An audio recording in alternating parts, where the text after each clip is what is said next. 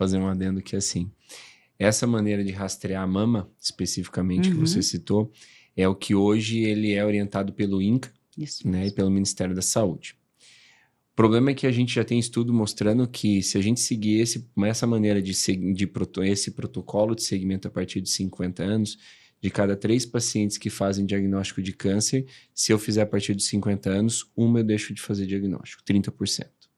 Hoje, 30% das pacientes que fazem diagnóstico de câncer de mama, elas estão abaixo dos 50 anos.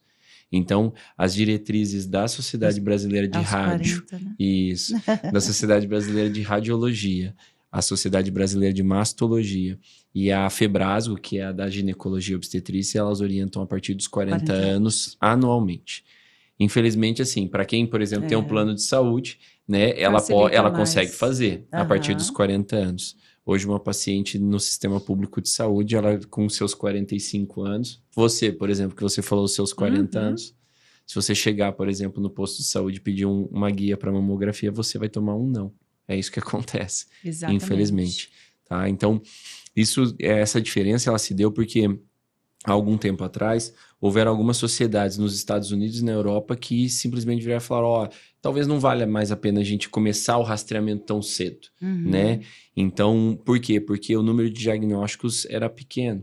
O problema é que isso era dentro de um contexto daquela população que foi estudada. E na população brasileira, infelizmente, a gente tem hábitos de vida, né? E a gente tem uma incidência que ela começa mais... a gente tem muitos diagnósticos mais cedo. Eu brinco que, assim, fazer diagnóstico há um tempo atrás, antes dos 40 anos, era uma coisa pouco frequente. Na minha formação como médico, na minha faculdade... É uma coisa assim, pequena, não que eu tenha muito tempo de formação, né? Não é tanto assim.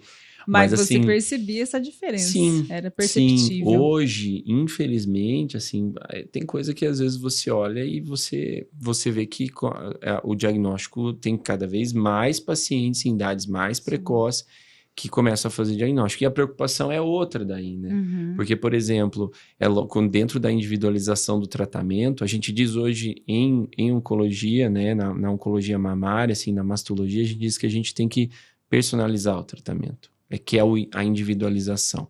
Então, por exemplo, eu atender uma paciente lá com seus 45, 50 anos, que já completou a família dela, não quer mais filhos, é uma coisa.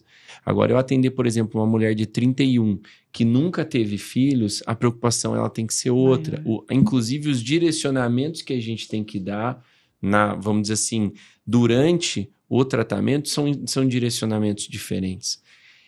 Câncer, eu falo que assim, o diagnóstico ele tem que ser um momento da vida da paciente. Ele não pode ser o resto da vida da paciente. Você mesma falou, né? Você terminou o tratamento, você voltou à tua vida. Sim. Esse é o melhor cenário que existe, né?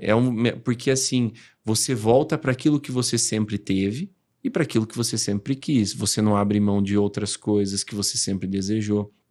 E se a gente trata, independente do que for, se for câncer, se for pneumonia, se for gripe, se eu não der qualidade de vida para o paciente, não adianta a gente fazer, né? Então, por exemplo, preocupação com prole, né? Com gestação futura.